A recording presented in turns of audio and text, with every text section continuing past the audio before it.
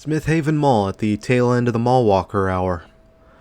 While I have never been to this mall until mid-2022, it is a name that I have recognized for years due to some weird reasons. I'll explain more as we tour this particular mall on Long Island.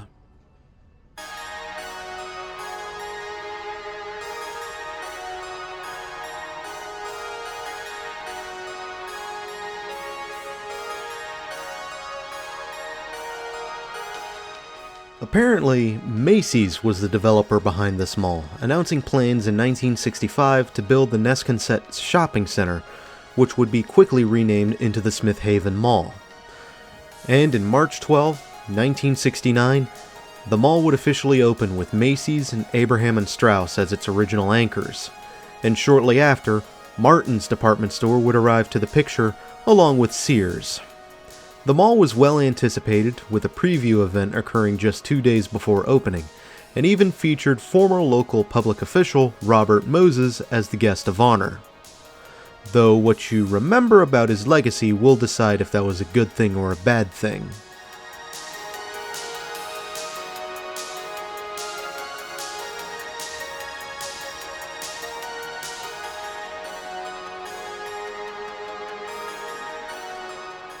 The mall at the time was well known for hosting one of the final artworks created by Alexander Calder, an abstract metal statue featuring a large mobile that was titled as Janie Waney, if I'm pronouncing that right.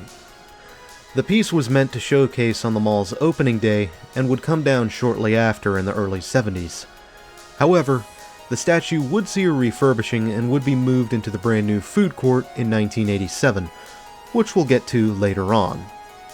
As for what happened to the statue and where it is today, the last notes I do have are that it would be taken down again and then sold in an auction in 2002 for $1.7 million. Though it has cropped up at a European fine art gallery recently. I can't say it's the greatest thing I've ever seen, being a piece of modern art, but it makes for a decent spectacle compared to most other pieces of modern art out there.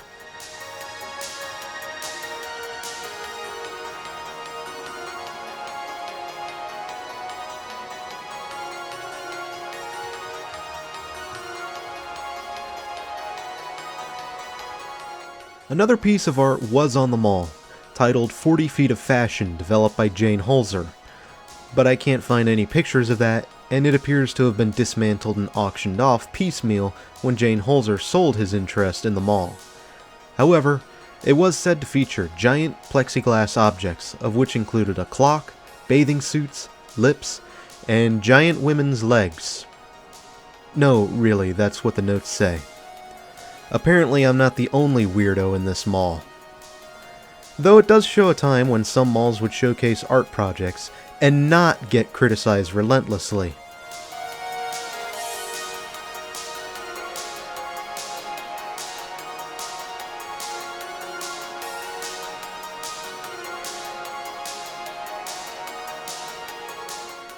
Alright, let's get back to the mall. In 1985, it was officially announced that the Smith Haven Mall would see a major expansion and renovation. This renovation would bring forward a new wing of the mall, complete with the aforementioned food court, which would be called the Calder Court at the time, in honor of the Janie Waney sculpture. And this new wing would also bring a new cinema complex. Macy's would also announce plans to expand their store by bringing a third floor onto it.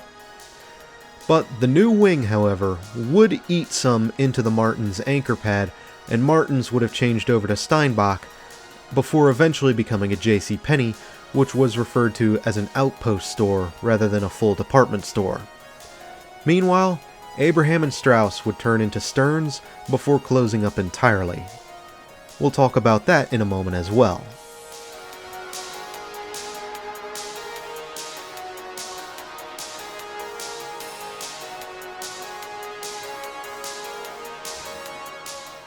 Remember the way we came in? Well, enter the 2000s, and in 2006, a massive redevelopment was announced for the empty Stearns pad.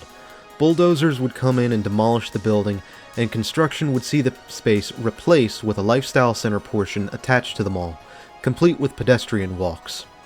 Some of the parking lot space would also be converted over to make way for new tenants, of which included Dick's Sporting Goods, Cheesecake Factory, California Pizza Kitchen, and Barnes & Noble, among other tenants.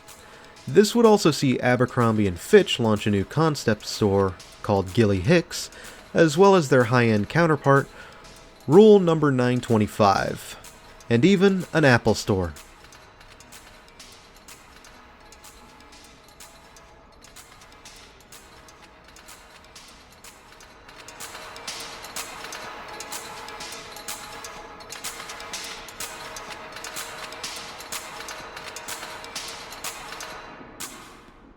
Now, while Smith Haven Mall has done well overall throughout its years, and even holds its own today, it wasn't without its share of turbulence, as JCPenney announced that it would be closing its doors for the last time in February 2019, citing that the small outpost store was just not a part of its vision for modernizing its image. Meanwhile, Sears would shut its doors in March 2020, and this would leave Macy's as the only traditional and original anchor left at the Smith Haven Mall.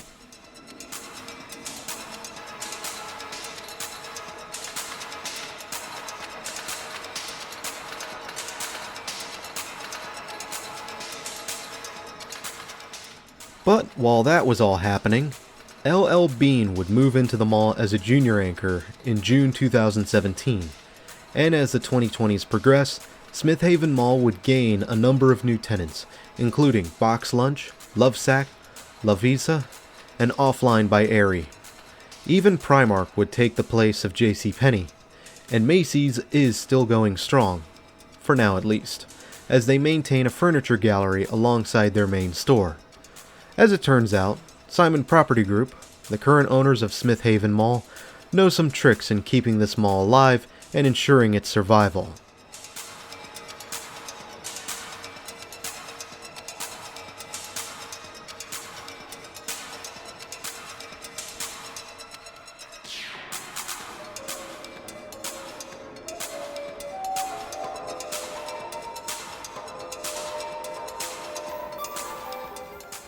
Alright, I'll admit, I don't have a lot to say about the mall itself. I don't hate it, it's plain, it does its thing, it has an audience. I am just okay with this mall. But I do have quite a bit to say though. At the cost of revealing a bit about myself, this is the only mall I know of that shares its name with a location in a video game setting. Now, granted, it's by circumstance, but still, Smith Haven Mall exists in a video game setting, and that's why I recognize the name. Now, I cannot tell you the name of that game, and if you're under 18, do not go looking for it. That should tell you everything you need to know. But moving on from that, do tell me, where else have you seen a mall name line up with a game setting and in real life? And no, mods and Minecraft or Roblox projects do not count. I dare you to find me another mall that shares its name with a video game setting and real life. Dead Rising? No. Willamette Parkview Mall doesn't exist, nor does Willamette, Colorado. But I could see the Mills Corporation developing that mall if it were real. There is no Liberty Mall in Savannah, Georgia, if you're wondering about Left 4 Dead 2. And no, the mall featured in The Last of Us is not Rolling Acres Mall, contrary to what the legacy media would tell you. And the new Eden Mall in Mirror's Edge? Nope, that doesn't exist either. I'm probably the only one who really cares about any of this, but it is interesting that malls never made any more prominent appearances in games, aside from those select few. Now on paper, you could make it work, but you would have to be careful in constructing that mall, as you don't want it to resemble any real-life locations, in order to avoid controversy. But that said, we do have a lot of reference material of malls that no longer exist, and you could tap into those for design if you wish.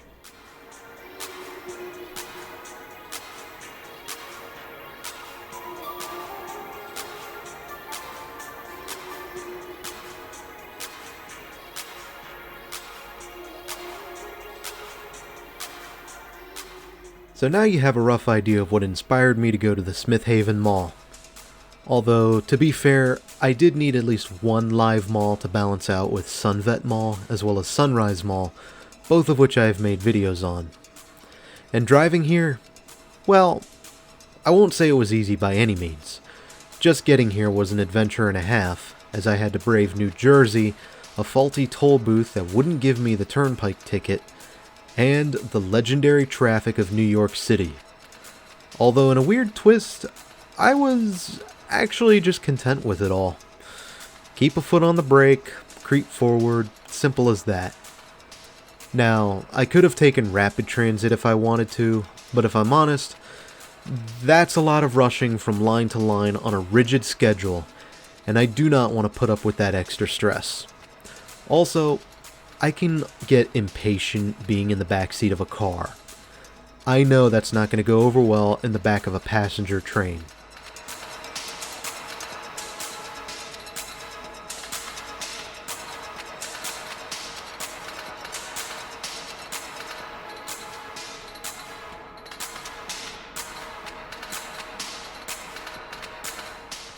And that will just about do it for the Smith Haven Mall. But, before we wind down and leave, why don't we get a quick look at the outdoor area? And while we're doing that, tell me, what are your thoughts on the Smith Haven Mall? Did you like this place? Did you hate it? Do you do any shopping here? Do you have any fond memories of the past that you're willing to share? Now, I did enjoy my time on Long Island at least, and since you guys have more malls than you know what to do with, I would be happy to take a look at the others out here and maybe find something else to do while I'm here. Only problem is, there is no easy way to get to Long Island. No matter what, I'm going to be sitting in traffic.